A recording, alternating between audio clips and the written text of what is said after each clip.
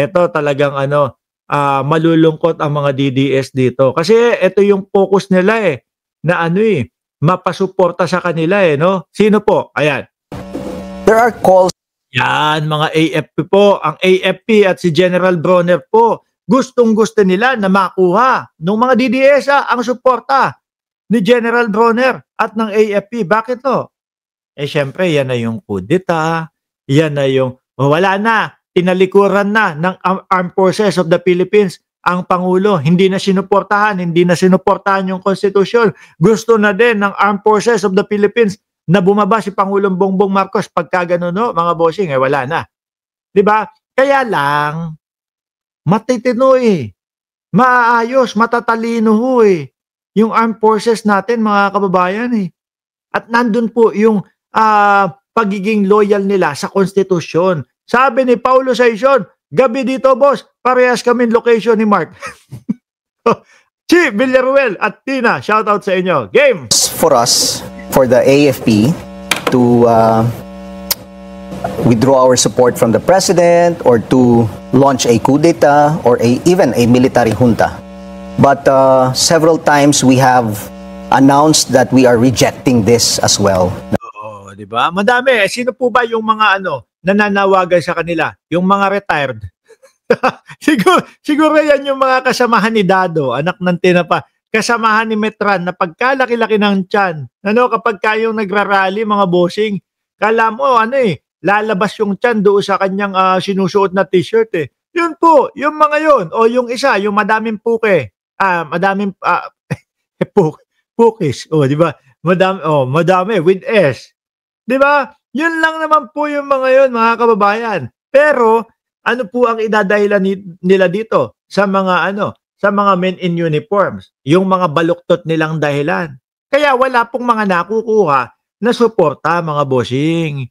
Di ba? Sabi ni Dukha ng Cereza Force, mga retired na naka-wheelchair niya. Oo. Tapos pag pinagyabangan ka pa ni Dado, di ba, Efren Martin, diyan ka lang, kahit late ka, no? Pag pinagyabangan ka pa ni Dado, mga kababayan, ay naku, malamang. Sasabihin sa iyo nung si Dado, naku, pagka sinuportahan kami ng FGF, 40 milyones ang aming miyembro.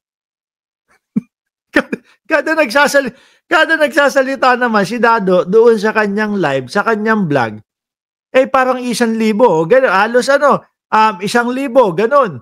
Yung mga nanonood sa kanya. Sabi ko, nasan yung 40 milyones nitong grupo? Bakit wala naman tayong nakikitang 40 milyones na grupo nito? May picture na ipinakita. 30 lang ho yata, mga kababayan kung ang bigat nung 38 na barel, mga 2 kilo, 3 kilo, hindi na humaiaangat no mga yon. Di ba? Yun lang ho yung mga nananawagan diyan, kasama po yung bobondat-bondat na si Metran. No? Kaya tapos dadahilan na nila o pagpapaliwanagan nila si General Bronner ng baluktot. Wala. Tablado ho. Di ba? General, tuloy mo po. Because we believe that we still have to keep our actions within constitutional means. We are not for unconstitutional means of, let's say, regime change. Because for us, ang pinaka-importante ngayon, regime change. Sino papalit? Si Sara Duterte.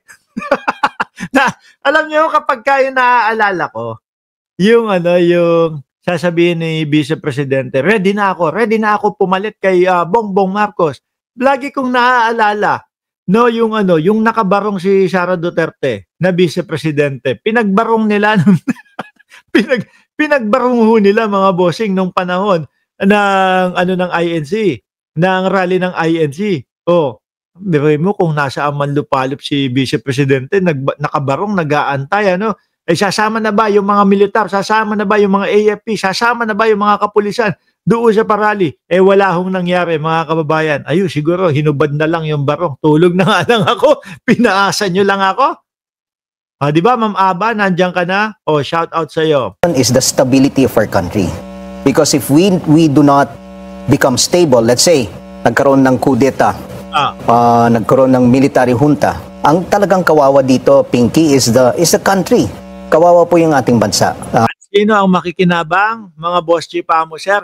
Yung kalaban ng ating bansa. Siyempre ho, pahina ng pahina ang ating bayan. Tapos merong mga mag-uudyok, wala na kayong gobyerno. Baka gusto nyo maging kagaya ng buhay ninyo. Maging kagaya ng buhay namin, ang mga buhay ninyo. Halika na, pasakop na kayo sa China. Di ba? Bakit napasok yung China? Hindi, pero posible, mga kababayan. Di ba? Maaari. No, humihina na. Ang estilo ho ng China, mga bossing, ganun eh. No? Paglaban-labanin po yung mga kapwa Pilipino natin eh. May mga uto-uto naman no, na, sige, nandun tayo sa China. May pondo galing sa China. Sige, naku, sirain natin si Bongbong Marcos. May mga ganun eh. Di po ba? Tingin ko ang posibleng mag-gain dyan, China din ho, mga kababayan. For instance, no, there are several factors that we are looking into. That's why we decided to reject these calls. No, number one, the economy of our country. If we allow extra constitutional means of, let's say, changing the government, ang kawawa po yung ating ekonomiya. Babagsak yung ating ekonomiya. Right now, ayun, mga kababayan. Sabi ni Ma'am Neng Gigi, kawawa talaga ang Pilipinas at mga Pilipino. Hindi na-realize ng mga DDS yan kung sakaling maging presidente si Sara Duterte. Sabi ni Baby King, Senador Robin Padilla, ang senador may lahing kabuti. Uy, ano sinasabi mo, Baby King? Si senador may lahing kabuti? May lahing kabuti si Robin Padilla. Mamaya na natin pag-usapan yan. Dito muna tayo. Even if we don't have this extra constitutional means, nakikita na natin, bumabagsak na. Our Philippine Stock Exchange, the peso is weakening already. It's 59 pesos to the dollar. And of course, on the foreign policy side, maaring magkaroon tayo ng mga sanctions from other countries. Sabi ni Music Story, General Puke, hindi nahihiya sa ginagawa mo, pensyonado ng gobyerno. Di ba, Puke? Huwag mong kunin pension mo, general problem. Go lang. May kay General Puke. So when we look at this, and when we decide, we're not just looking at the political environment of our country, we're also looking at the bigger picture, yung ating for instance, yung ating regional security. Kasi kung talagang gagawin po natin yung sinasabi nila, yung gusto nilang mangyari, na shortcut, no? Ang makikinabang lang dito is China. Uy! Ayun. Ang makikinabang lang nito is China. Kakasabi ko lang sabi ko, bakit nasingit ang China? Ayan, bakit po, sir? So kawawa naman ang Pilipinas. And then also, Pinky, as we look at the history of the Philippines, we have gone through several of this already. In 1986, yung People Power Revolution. In 1980. Biruin nyo, ano ba nangyari? Meron ba? Wala naman din. No?